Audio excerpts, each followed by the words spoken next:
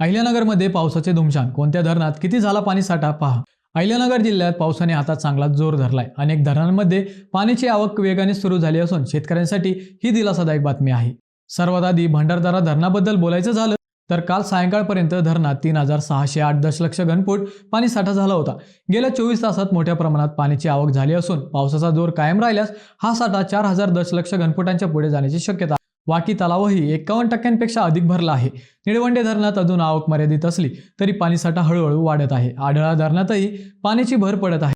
मुळा धरणाच्या पाणलोटातही गेल्या 2 दिवसांपासून संततधार सुरू आहे। त्यामुळे मुळा धरणातील पाणीसाठा 6356 दशलक्ष घनफूट म्हणजे जवळपास 24.44% पोहोचला आहे। कुकडी समूह धरणांमध्येही गेल्या 24 तासात 407 दशलक्ष घनफूट नवीन पाण्याची आवक झाली आहे। सध्या या समूह धरणांमध्ये एकूण 11% उपयुक्त पाणीसाठा आहे।